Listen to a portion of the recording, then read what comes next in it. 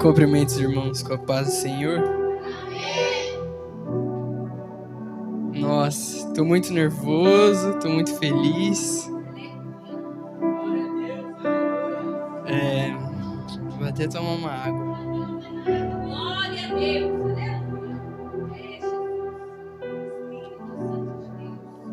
Nossa, eu não esperava que esse momento ia chegar tão cedo, né?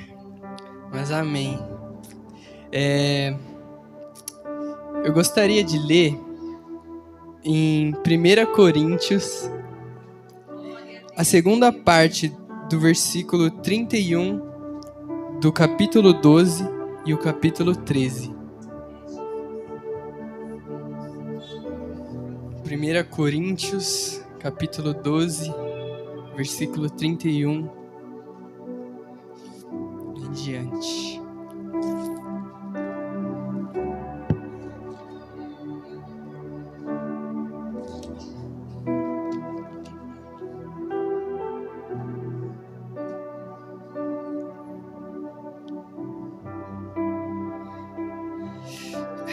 Vamos lá.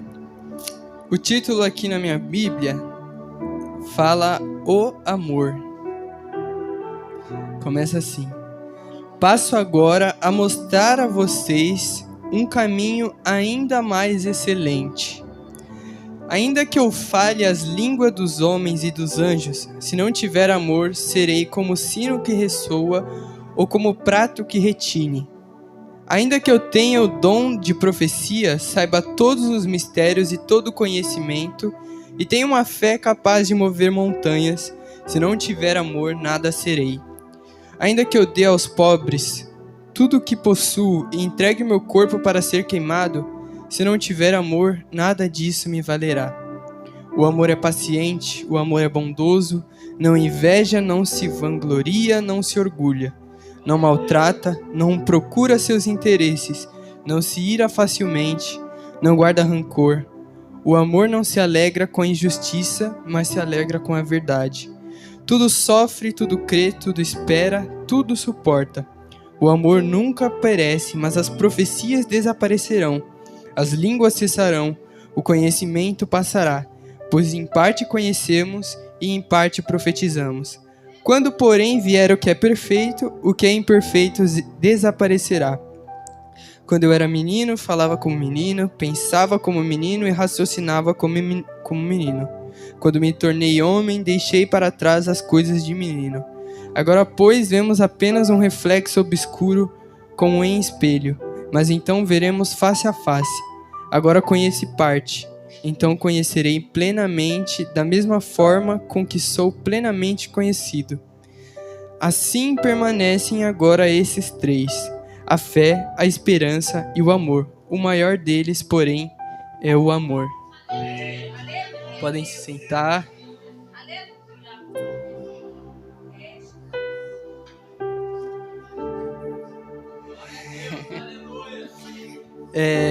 Para começar, contextualizando, eu preciso falar da igreja de Coríntios.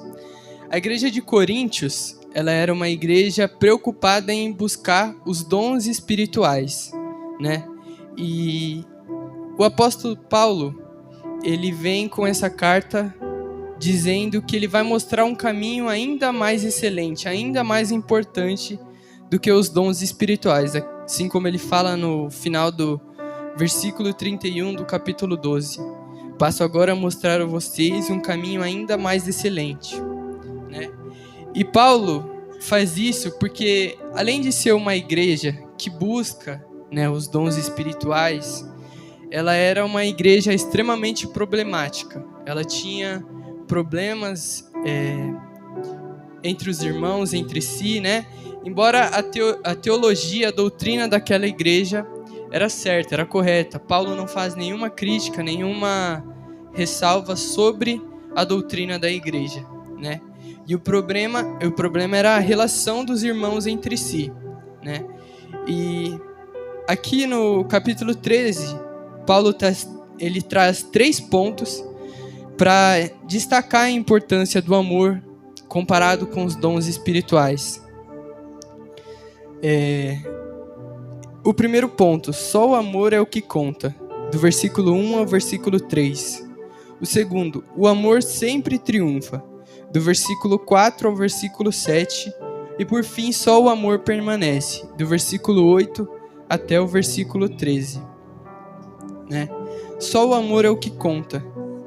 No versículo 1 do capítulo 13, ele diz: ainda que eu fale as línguas dos homens e dos anjos. No versículo 2, ainda que eu tenha o dom de profecia, saiba todos os mistérios e todo o conhecimento, e tenha uma fé capaz de mover montanhas. E no versículo 3, ainda que eu dê tudo aos pobres e entregue o meu corpo para ser queimado. Quando ele diz ainda que, não quer dizer que isso está acontecendo. Não quer dizer que tem alguém que fala a língua dos homens e dos anjos, né? Não quer dizer que tem alguém com uma fé capaz de mover montanhas. Mas ainda que houvesse, sem amor, nada disso valerá. No final do versículo 2, ele diz: se não tiver amor, nada serei. Então, mesmo se você profetizar, se você tiver os dons espirituais, se você não tiver o amor, você não é nada. E no versículo 3, ele diz: se não tiver amor, nada disso me valerá. Então, mesmo que você dê tudo aos pobres, você dê o seu corpo para ser queimado por Jesus Cristo, se você não tiver amor, nada disso valerá. Até porque as pessoas, elas podem fazer atos bíblicos, elas podem fazer atos para os outros, mas se não tiver amor, de nada vale. E o segundo ponto, o amor sempre triunfa, do versículo 4 até o versículo 7. Aqui, nesse segundo ponto, ele traz uma personificação do que é o amor, né?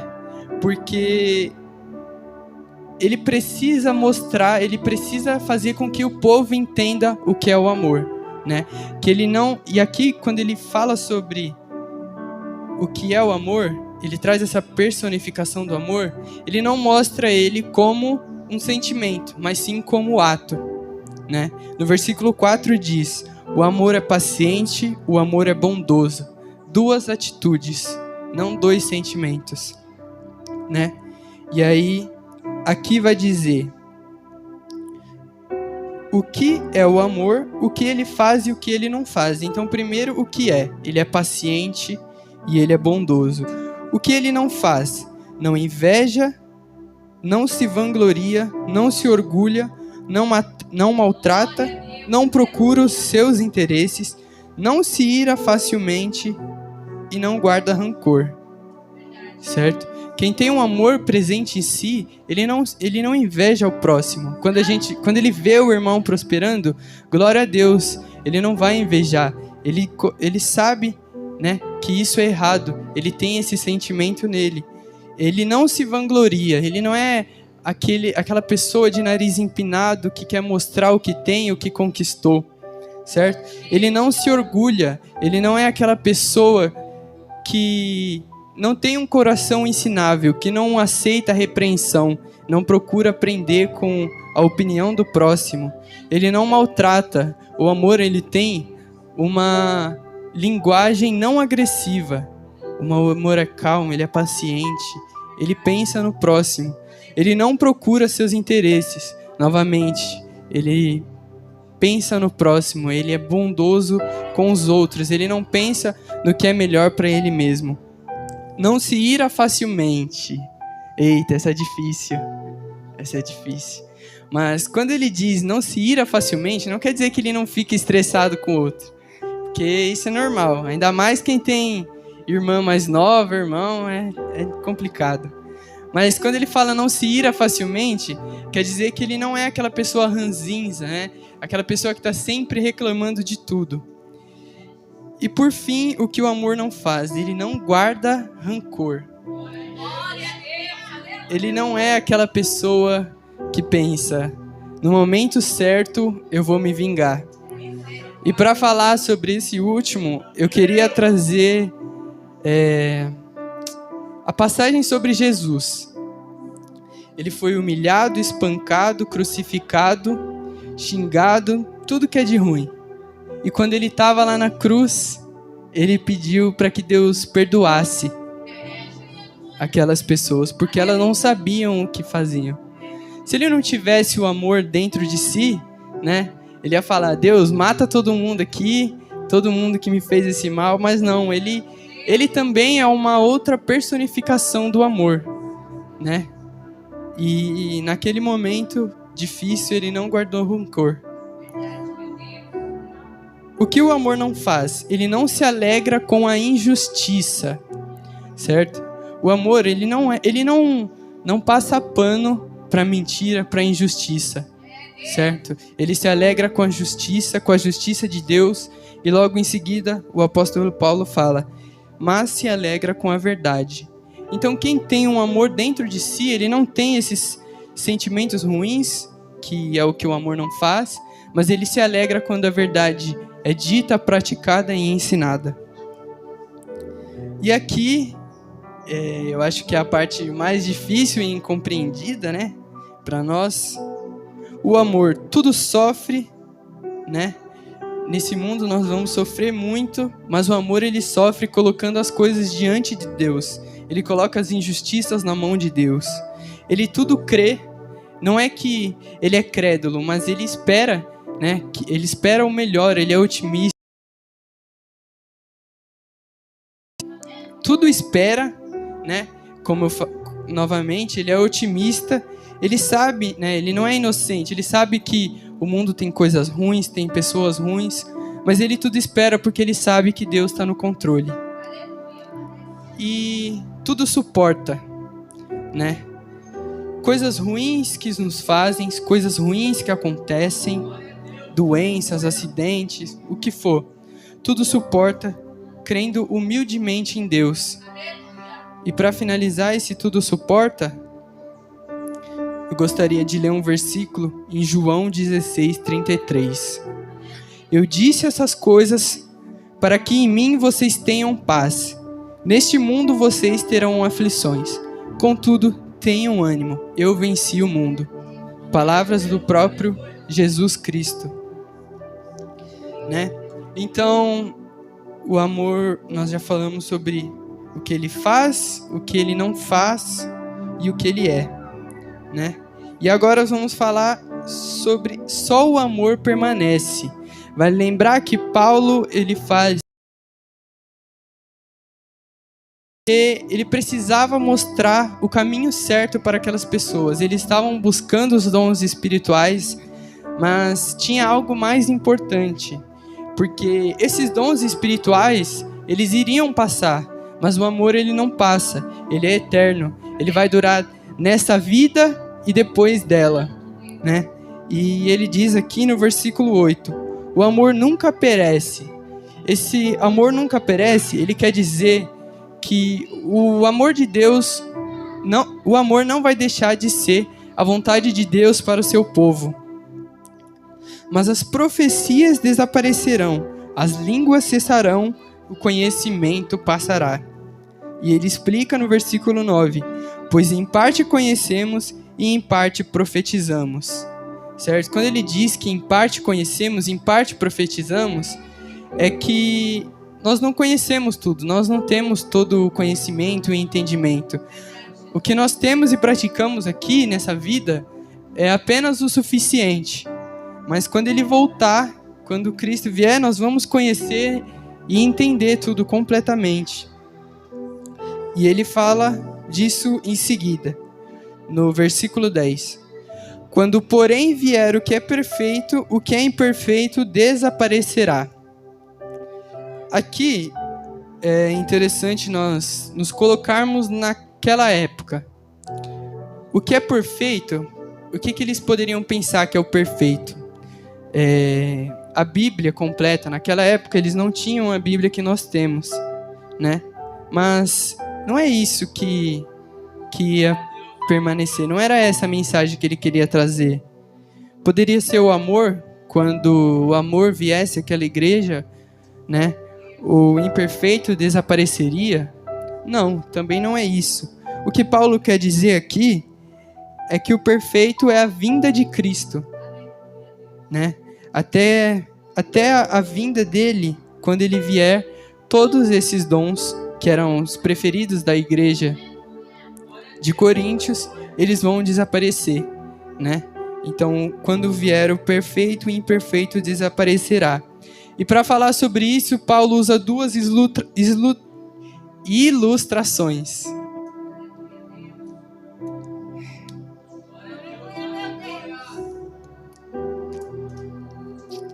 A primeira no versículo 11. Quando eu era menino, falava como menino, pensava como menino e raciocinava como menino. Quando me tornei homem, deixei para trás as coisas de menino. Ou seja, nós somos a igreja. Nós, somos como meninos, nós somos limitados, nós não entendemos tudo. Porém, quando Cristo vier, aí sim que a gente vai ver e entender tudo. Aí nós não vamos deixar de ser meninos, né? E a segunda, agora, no versículo 12. Agora, pois, vemos apenas um reflexo obscuro, como em espelho, mas então veremos face a face. Agora conheço em parte, então conhecerei plenamente, da mesma forma com que sou plenamente conhecido. Novamente, voltando àquela época, o espelho deles não era o mesmo espelho que nós temos hoje. O espelho, ele era uma superfície de bronze polido, né? Então, por isso que aqui diz, vemos apenas um reflexo obscuro. E então, veremos face a face. Aqui, novamente, ele quer dizer da vinda de Cristo, né? Quando ele vier, nós vamos ver face a face e nós vamos conhecer tudo, né? E aqui, no versículo 13, ele diz o seguinte: assim permaneçam agora esses três, a fé, a esperança e o amor. O maior deles, porém, é o amor. O que quer dizer isso? Por que a fé não é o mais importante, né? A fé, ela é a certeza das coisas que nós não vemos, né? E quando Cristo vier, nós não vamos precisar de fé, porque nós vamos ver Ele, né? E a esperança, por que ela não é a mais importante? Porque a esperança, no português, ela tem um tom de dúvida, né? Eu espero que isso aconteça. Mas no grego, como foi escrito naquela época, a esperança, ela tem um tom de certeza. Ou seja, eu sei que vai acontecer, mas eu não sei quando, né? Então, ela não é a mais importante, porque nós sabemos que vai acontecer, né? O maior deles, porém, é o amor. O amor, ele permanece e ele permanecerá. Quando nós estivermos na casa do Pai, quando a missão da igreja for cumprida, né? Aí sim, vamos permanecer em amor, todos nós. As coisas ruins desaparecerão, né? O que nós não entendemos vai desaparecer e o que vai sobrar é o amor. E para finalizar, eu quero trazer mais duas mensagens de Paulo. Aqui em Romanos 12, versículo 9, ele continua falando sobre o amor. O amor deve ser sincero. Odeiem o que é mal, apeguem-se o que é bom. Dediquem-se uns aos outros com amor fraternal. Prefiram dar honra aos outros mais do que a vocês. Nunca falte a vocês zelo. Sejam fervorosos no espírito, sirvam ao Senhor. Alegrem-se na esperança. Sejam pacientes na tribulação. Perseverem na oração. Compartilhem o que vocês têm com os santos em suas necessidades. Pratiquem a hospitalidade. Abençoe aqueles que os perseguem. Abençoe-nos, não os amaldiçoem. Alegrem-se com os que se alegram, chorem com os que choram.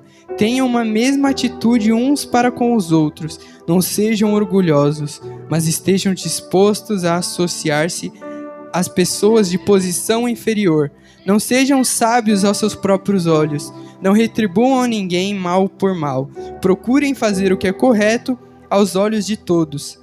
Façam todo o possível para viver em paz com todos. Amados, nunca procurem vingar-se, mas deixem com Deus a ira, pois está escrito: a minha é a vingança, eu retribuirei, diz o Senhor. Ao contrário, se o inimigo tiver fome, dele de comer, se tiver sede, dele de beber. Fazendo isso, você amontoará brasas vivas sobre a cabeça dele. Não se deixem vencer pelo mal, mas vençam o mal com o bem. Novamente, a mensagem de que o amor, ele não é um sentimento, ele é uma atitude, né? E aqui traz mais sobre o que o amor faz, sobre o que eu expliquei, né? Ele fala bastante sobre a comunhão, as boas atitudes que nós temos que ter com os outros e não com nós mesmos. E para finalizar, eu queria deixar 2 versículos que para mim eles são muito importantes. Eu já falei dele aqui umas 2 ou 3 vezes. E sempre quando eu tenho que tomar uma atitude, uma decisão difícil, eu penso neles, né? Que fica em Efésios 5, capítulo 5, versículo 1 e 2. Portanto, sejam imitadores de Deus como filhos amados, e vivam em amor, como também Cristo nos amou e se entregou por nós como oferta e sacrifício de aroma agradável a Deus. Certo? Então, essa é a mensagem que eu queria trazer.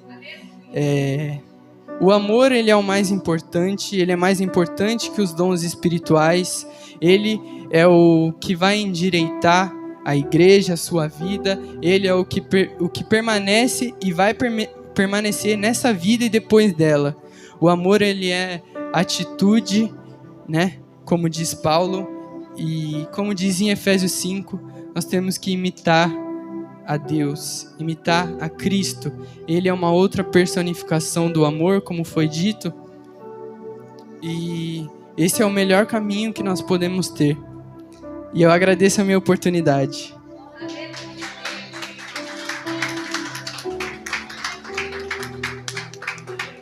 Aleluia. As palmas mais fortes para Jesus nesta tarde. Aleluia. Glória, glória, glória. Olha o Senhor ensinando o segredo da nossa vitória aqui nesta tarde. Quando o Senhor ordena alguém pregar a palavra, porque Ele tem um segredo a revelar para a nossa vida. Então que nós possamos nesta tarde ser imitadores de Cristo. E eu louvo a Deus pela vida do Gustavo, que Deus abençoe sua vida, né, grandemente. Vai ter outras oportunidades para estar trazendo, ministrando a palavra, porque hoje em dia é muito difícil alguém que ensina. E ele tem um dom de ensinar. Hoje o Senhor me mostrou isso. Ele está ensinando a igreja como chegar no seu objetivo nesta tarde. Eu costumo falar, nós ganhamos alma com o nosso amor. Eu tenho um testemunho, eu vou contar esse testemunho. Minha vizinha, ela veio aqui, aceitou Jesus, voltou para o Senhor. Eu passei, irmãos, 14 anos orando ali naquela rua por aqueles meus vizinhos. E tinha um irmão dela, misericórdia. Ele se levantava, toda vez ele bebia, e ele ia na minha janela, que eu moro num sobrado, ele ia lá, gritava o meu nome bem alto e xingava. E ali foi irando, os meus. Eu falei, isso, deixa que eu vou resolver isso. Eu falei, não, deixa que Jesus, ele faz a obra. E eu comecei a orar, Jesus abençoa ele só precisa de uma bênção, ele precisa estar bem, porque se ele estiver bem, vai tudo bem por aqui. E comecei a orar, igreja. Eu levantava pelas madrugadas, eu apresentava ele nas mãos do Senhor. Eu fiz um encanamento, porque ali a gente não tem esgoto. E só que eu sabia que mesmo não tendo esgoto, fui na prefeitura, a prefeitura falou, não tem o que fazer. Água de tanque de pia tem que ir para a rua. E ali eu sabia que dava mau cheiro, porque era de descida. Eu não pensei 2 vezes. Eu fui lá, comprei todos os encanamentos e fiz. Pois aquele homem, um dia, ali, ele se levantou de uma maneira, ele foi lá, quebrou os canos. E ali os meus filhos, mas eu não acredito que ele fez isso. Não, pode deixar que eu resolvo. E eu louvo a Deus, igreja, que quando o Senhor nos dá uma autoridade, ninguém pode passar por cima da nossa autoridade. E eu corri fui lá, comprei os canos e coloquei de volta. E eu falei assim: maior é o nosso Deus neste lugar. E até que ele intentou, e eu comecei a orar: Senhor, abre uma grande porta na vida dele, porque ele terá paz e dá paz para todo mundo. Foi ele, mexeu com a vizinha de cima. A vizinha de cima foi lá e denunciou, e registrou uma queixa na delegacia. E foi ele que falou para a esposa dele: olha, aquela mulher, ela tem muita paciência comigo. Aí a esposa dele veio e falou comigo. Eu falei: não, eu quero ganhar ele para Jesus. Eu quero que ele vá para a presença do Senhor. Eu quero que ele conheça Jesus. Então eu vou cuidar com amor. Igreja, olha o milagre que o nosso Deus fez. Abriu uma grande porta para ele. Prosperou de uma maneira que ele vem só uma vez a cada mês. Olha que coisa linda. E quando ele vem feliz. Porque, igreja, quando uma pessoa está trabalhando, que ela está ganhando o seu pão, que ela está abençoada, ela não vai achar problema com ninguém, porque a vida dela vai estar bem. E ali, nisso, igreja, eu tenho um testemunho ali naquele lugar. E quando foi agora, nós, o Senhor preparou para nós estarmos indo lá na casa da irmã dele, onde eles voltaram para Jesus. E Deus fez uma grande obra tão grande naquele lugar, porque eu sempre oro pelos meus vizinhos. E mais ainda, as filhas desse homem, todas elas tiveram um lar abençoado. Porque eu sempre falo: Senhor, abençoa este lugar, Senhor, porque só este povo só precisa da tua bênção. Olha que coisa linda que Deus fez. Então, nesta tarde, o Senhor nos ensinou: ainda que vierem com o mal, vá com o amor. Olha que coisa linda nesta tarde. Eu tinha que contar esse testemunho. Se você estiver enfrentando uma dificuldade dentro da tua casa, não abre a tua boca, dobra o teu joelho e deixa que Deus faz por você nesta tarde. Desde o início do culto, o Senhor está falando que Ele vai agir, Ele é o juiz, Ele faz como Ele quer nesta tarde, amém? Eu agradeço a cada um que estiveram aqui nesta tarde. Cada um vai levar a tua vitória nesta tarde. Creia que Deus tem um milagre para a tua casa, para o teu ministério, para a tua vida. Acredite nesta tarde que Deus dará a recompensa a cada um. Quero estar convidando a Tainá para estar adorando o Senhor com mais um louvor. E nós vamos estar orando. Entregue todas as suas aflições nas mãos do Senhor. Fale para Deus: Senhor, eu quero sair desta tarde com a vitória na minha mão, porque o Senhor já me revelou o teu segredo através do teu servo. Então, Jesus, eu quero que o Senhor crie caminhos para me chegar até a minha vitória, e o Senhor vai criar caminhos para você chegar até a tua bênção nesta tarde.